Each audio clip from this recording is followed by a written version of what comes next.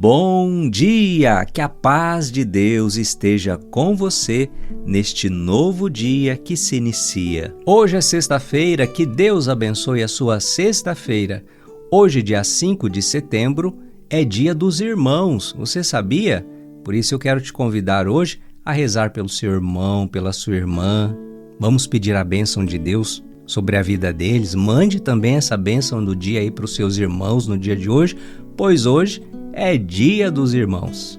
Prepare-se aí para rezar junto com o padre. Hoje eu mando meu abraço com muito carinho para o povo da cidade de Lidianópolis, no Paraná. Deus abençoe vocês de Lidianópolis, que estão rezando junto com o padre Alessandro Bob. Então, que alegria, hein? Um grande abraço aí para vocês e tamo junto na missão de evangelizar. Evangelho de hoje, Lucas capítulo 5, versículos 33 a 39. Naquele tempo, os fariseus e os mestres da lei disseram a Jesus: os discípulos de João e também os discípulos dos fariseus jejuam com frequência e fazem orações, mas os teus discípulos comem e bebem. Jesus, porém, lhes disse: os convidados de um casamento podem fazer jejum enquanto o noivo está com eles? Dias virão em que o noivo será tirado do meio deles. Então, naqueles dias, eles jejuarão. Jesus contou-lhes ainda uma parábola. Ninguém tira retalho de roupa nova para fazer remendo em roupa velha. Senão, vai rasgar a roupa nova e o retalho novo não combinará com a roupa velha. Ninguém põe vinho novo em odres velhos, porque senão o vinho novo arrebenta os odres velhos e se derrama, e os odres se perdem. Vinho novo deve ser posto em odres novos. E ninguém, depois de beber vinho velho, deseja vinho novo, porque diz: o velho é melhor. Palavra da salvação. Glória a vós, Senhor. Filhos e filhas, no evangelho de hoje, os mestres da lei e os fariseus questionam Jesus sobre o jejum. Jesus, que história é essa? Nós jejuamos, os discípulos de João fazem jejum, mas os teus discípulos comem, bebem. Como assim, Jesus? Explica-nos aí essa história. Nossa, padre, então se os discípulos de Jesus não jejuavam, então a gente também não precisa, né? A gente é discípulo de Jesus e não de João Batista, né? Calma, muita calma nessa hora. Tem gente que é bem espertinha, né? Já vai antecipando aí as suas próprias conclusões. Mas olha, vamos ouvir o quê? A resposta de Jesus. Vamos ouvir a resposta que Jesus deu a eles. Jesus disse assim: dias virão em que o noivo será tirado. Então, sim, os discípulos jejuarão. Ou seja, naquela hora não, porque o noivo estava presente, o noivo é Jesus. Mas depois, sim, os discípulos haveriam de jejuar. Então Jesus não aboliu o jejum, mas Jesus determinou que tudo fosse no seu devido tempo. E para arrematar em seguida, Jesus diz: retalho novo não combina com roupa velha. Vinho novo não se põe em odres velhos. Que aprendizado nós podemos tirar desse evangelho de hoje para a nossa vida? Primeiro, há coisas na nossa vida em que deve haver uma continuidade, mas nessa continuidade precisa haver um aperfeiçoamento, às vezes até mesmo ressignificar. Por que fazemos aquilo? Por que fazemos tal coisa?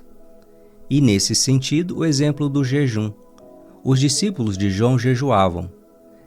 Esse jejum no Antigo Testamento estava muito mais ligado a uma questão de mortificação, de ascese, de ferir a própria carne como uma forma de reparar, expiar os erros, os pecados. Jesus não quis abolir a prática do jejum, mas procurou dar a ele um sentido maior, mais elevado. O jejum em vista das núpcias do reino. Nesse sentido, o jejum ganha uma conotação, sim, de uma busca de sobriedade, de comedimento, mas de expectativa pelo melhor que ainda está por vir. Ou seja, Então eu me contenho em vista de algo bom que está por vir. Então esse é o primeiro ensinamento. E o segundo ensinamento: existem já outras coisas na nossa vida que não é para a gente continuar, nem para a gente ressignificar. É para a gente cortar mesmo, é para a gente deixar, é para a gente romper vinho novo em odres novos. Tem coisas que quando a gente começa a seguir a Cristo, caminhar com Cristo, não combinam mais. Enquanto a gente caminhava sem a luz da palavra de Deus, sem a experiência do amor de Deus em nossa vida, sem aquele despertar da fé, enquanto a gente vivia naquela situação, nós fazíamos coisas, vivíamos determinadas realidades, frequentávamos certos ambientes, nos vestíamos de determinado modo, ouvíamos determinadas músicas, ou seja, realidades que até então achávamos normais, todo mundo faz, o mundo é assim. E quantas vezes a gente até se orgulhou dessas coisas, mas depois que a gente começou a caminhar com Cristo, a gente foi percebendo que algumas coisas deixaram de ser interessantes. Fomos percebendo que algumas dessas coisas até atrapalham a nós caminharmos com Jesus. É esse vinho novo. Não dá para colocar vinho novo em odres velhos. É o retalho novo. Não dá para colocar um retalho novo em roupa velha. Chega um momento que a gente precisa romper com essas coisas, tirar da nossa vida. Não combina mais, não vale a pena, não nos faz bem. Por isso, filho, filha, olhando para a sua vida hoje, o que você percebe que você precisa deixar para trás?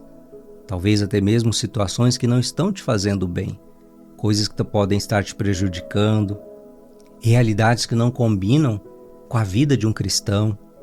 É preciso ir dando esses passos. Pode ter coisas que talvez você até ache mais difícil, mas Deus dá a graça. Peça a Deus a graça. Você não está lutando sozinho. Deus está contigo. É em Jesus que você recebe toda a força, toda a graça que você precisa.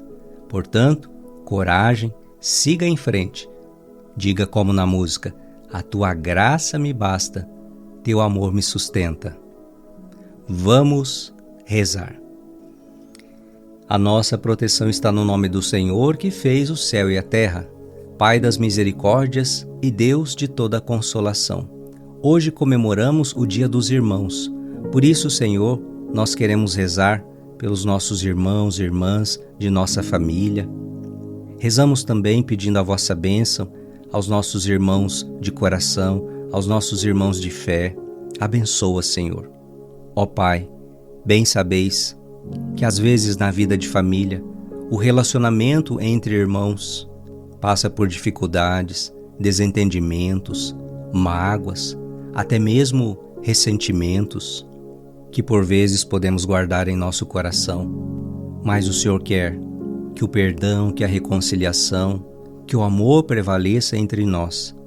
Por isso abençoa, Senhor, cura as feridas, derramai perdão e concedei aos irmãos desta pessoa que reza comigo todo o bem, toda a graça e toda a bênção.